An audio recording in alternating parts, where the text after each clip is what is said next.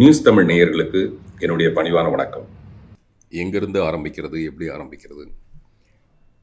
இது கொஞ்சம் எமோஷ்னலான பதிவாகவும் இருக்கலாம், தெரியல. ஒவ்வொருத்தருக்கும் ஒரு ஆரா இருக்கும். அது அதாவது ஒரு அவுட்டர் லைன் ஒன்று இருக்கும். எனக்கு அது எப்படி இருக்குன்னா, இந்த மாதிரி விருதுகளால் என்னுடைய வீட்டை அலங்கரிக்கிறதுக்கு நான் அலங்கார பொருட்கள் ஒன்றுமே வாங்கலை. என்கிட்ட இருக்க விருதுகள் மட்டும்தான். நிறைய விருதுகள் இது வரைக்கும் வந்திருக்கு. இப்போ கிடச்சிருக்க இந்த 10 விருது ரொம்ப பெருமையான, அப்புறம் ரொம்ப என்ன சொல்லுவாங்க, டைம்லி கிஃப்ட்னு வாங்கலை, அந்த மாதிரி இது ஒரு சரியான நேரத்துக்கு வந்திருக்க இந்த 10 விருதுகள்.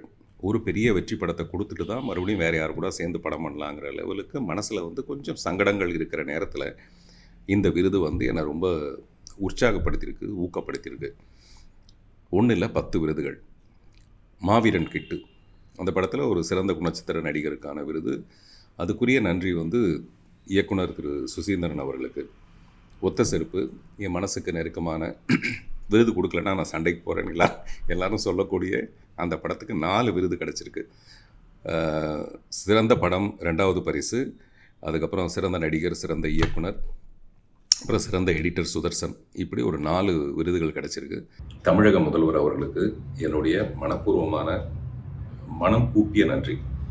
அவருக்கு மட்டும் இல்லை, துணை முதல்வர் திரு உதயநிதி ஸ்டாலின் அவர்களுக்கும், திரு சுவாமிநாதன் மாண்புமிகு அமைச்சர் செய்தி மற்றும் மக்கள் தொடர்பு துறை அவருக்கும், இந்த படங்களை தேர்வு செய்த ஜூரிஸ் எல்லாருக்கும்,